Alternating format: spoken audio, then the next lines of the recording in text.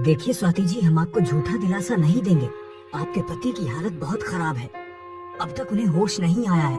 जब तक वो होश में नहीं आ जाते, हम कुछ भी नहीं कह सकते। आप भगवान पर विश्वास रखिए, सब कुछ ठीक होगा। भगवान पर विश्वास? कैसे रखूं भगवान पर विश्वास? अभी हमारी शादी को 8 दिन भी नहीं हुए और मेरा सुहाग जीवन मृत्यु के बीच झूल रहा है। जब भगवान की ओर विश्वास नहीं है तो शैतान पर तो होगा। मैंने मना किया था गांव में मत जाओ, मगर तुमने मेरी एक ना सुनी। देख लिया नतीजा। अब दूर हटो मेरे बेटे से। उसके पास जाने की जरूरत नहीं है। पर माँ, उनकी हालत तो देखो आप। उनका ख्याल रखने की बजाय मुझ पर गुस्सा हो रहे हो आप। गुस्सा क्यों ना हो, अब तेरी गलती है। देखिए, गलती किसी की भी हो, आप इस तरह यहाँ पर नहीं झगड़ सकते। मरीजों को डिस्टर्ब हो रहा है। वैसे भी रात के वक्त यहाँ पर कोई नहीं रुक सकता है। आप लोग अभी चले जाइए।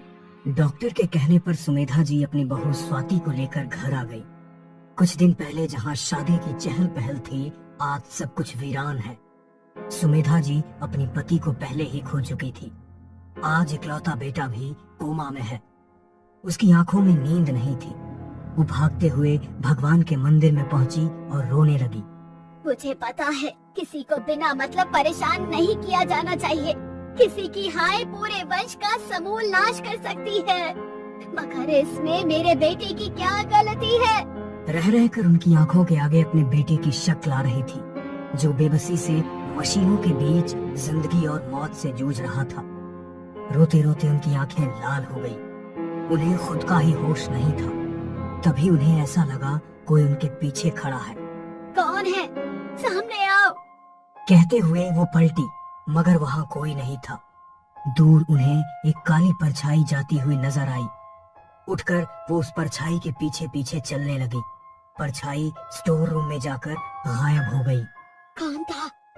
कौन था यहाँ और अचानक गायब कैसे हो गया? वो उस परछाई को ढूंढ ही रही थी कि उनकी निगाह हवेली की बालकनी पर पड़ी। वहाँ वही काला साया नजर आया, जिसने पलटकर सुमेधा की तरफ देखा और बालकनी से कूद गई। ये देखकर उनके रोंगटे खड़े हो गए। सर पर पसीने की बूंदें झलक गई। वो अपने कमरे में चली गई। दूसरी तरफ स्वाति एक अंधेरे मैदान में तेज दौड़ लगा रही थी। उसकी सांसें फूलने लगी थी। वो मुड़ मुड़ कर पीछे देख रही थी, मगर तभी एक साया नजर आता तो कभी कुछ नहीं। उसका भागना मुश्किल होने लगा। उसकी सांसें उखड़ गई और वो जमीन पर गिर गई।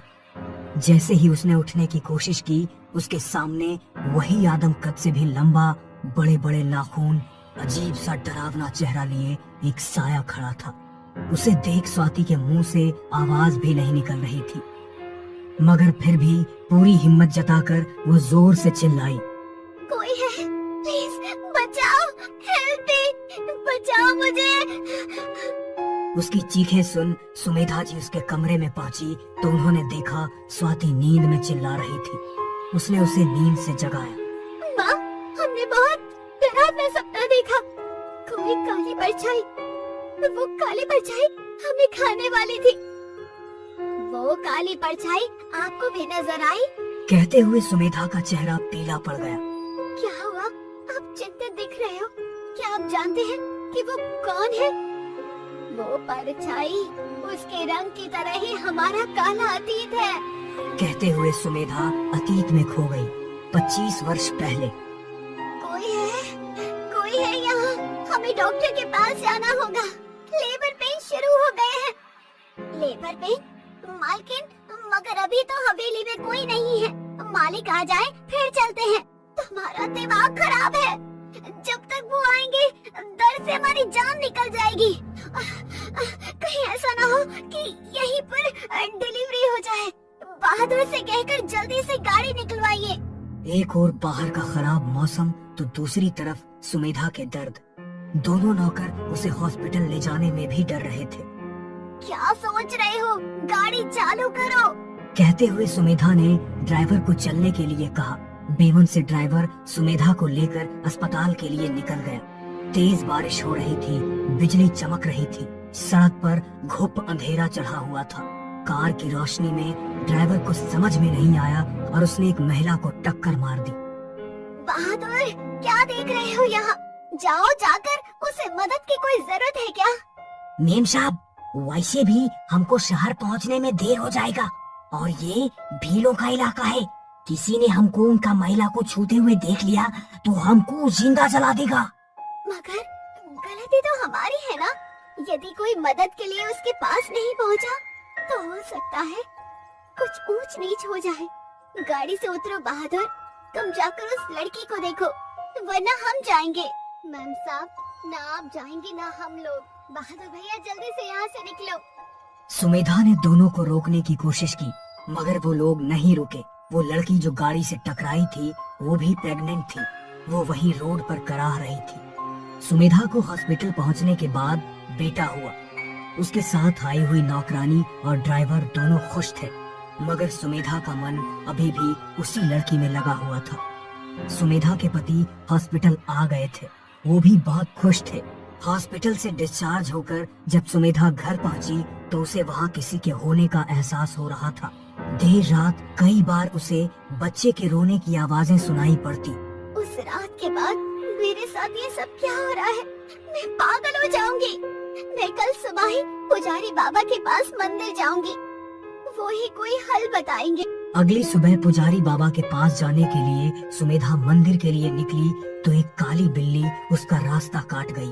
वो बिल्ली दरवाजे के कोने में बैठकर रोने लगी। ये कैसा अपशगुन है? कहीं मेरे बच्चे को कोई खतरा ना हो। मैं उसे छोड़कर नहीं जाऊंगी, बल्कि बाबा को ही मैं यहाँ अपने पास बुला लूंगी। सुमेधा ने बहादुर को भेज पुजारी बाबा को बुला लिया। उन्होंने अपनी शक्तियों से देखा तो उनके होश उड़ गए। सुमेधा बेटा, तुमसे ऐसा गजब कैसे हो गया? तुम्हारी गाड़ी से टकराकर कोई गर्भवती महिला मर गई। ये उसकी और उसके बच्चे की आत्मा है जो अपना बदला लेने के लिए आई है। वो तुम्हारा बच्चा अपने साथ लेकर जाएगी। नहीं बाबा, ऐसा नहीं हो सकता। वो हमने जानबूझकर नहीं किया था, बल्कि गलती से हुआ था। मैं तो रुकना चाहती थी, मगर बाबा कुछ तो कीजिए, कैसे भी मेरे बच्चे की रक्षा कीजिए। बेटा, मैं केवल इतना कर सकता हूँ कि उसकी आत्मा को इस घर में बांध सकता हूँ। तू यहाँ से अपने बेटे को लेकर कहीं दूर चली जा। अपने बच्चे की रक्षा के लिए मैं ये गांव आज ही छोड़ दूंगी। हम लोग अब शहर वाली कोठी में जाकर रहेंगे। कहते हुए सुमेधा ने अपनी पति को सारी बात बताई तो वो भी वहाँ से जाने को तैयार हो गया। अपने छोटे से बच्चे को लेकर वो लोग हवेली से निकल ही रहे थे कि हवेली के बाहर लगा बड़ा सा आम का पेड़ उसके पति के सर पर आकर गिर गया। ये क्या हो गया है? अपनी आंखें खोलो, क्या हुआ आपको? और वो वहीं मर गया। बेटा, ये आत्मा बहुत शक्तिशाली है क्योंकि वो क्रोध में है। मैं उसे यहाँ रोकने की कोशिश करता हूँ। तू अपने बेटे को लेकर यहाँ से चली जा, चली जा। बाबा जी के कहने पर वो अपने बेटे को वहाँ से लेकर निकल गई और कभी भी लौटकर वापस गांव नहीं गई। मगर जवान बेटे की जिद के आगे वो झुक गई और बेटा अपनी नई पत्नी के साथ गांव पहुँच गया था, जहाँ उसके साथ ये हादसा हो गया। वर्तमान का समय। क्या करूं? कुछ समझ नहीं आ रहा है। कुछ तो करना होगा मुझे। मैं अभी बाबा से मिलने जाऊंगी। खुद से ही बात करती हुई वो घर से निकल ही रही थी कि तभी उसकी गाड़ी खुद ब खुद रिवर्स होने लगी। गाड़ी घर की दीवार से टकरा गई। ये देख ड्राइवर ड्राइविंग सीट छोड़कर भाग गया। वो समझ गई कि वो आत्मा उसे यहाँ से जाने नहीं देना चाह रही है। क्या चाहती हो तुम? हम तुम्हारे गुनहगार हैं। हमारे बेटे को छोड़ दो, हमारी जान ले लो। वैसे भी तुम हमारे पति को छीन ही चुकी हो। अब बेटे को कुछ हो जाएगा तो हम जी नहीं पाएंगे। मार दो हमें, ले लो अपना बदला। यदि इतनी आसानी से मार दिया तो हमारा बदला कैसे पूरा होगा?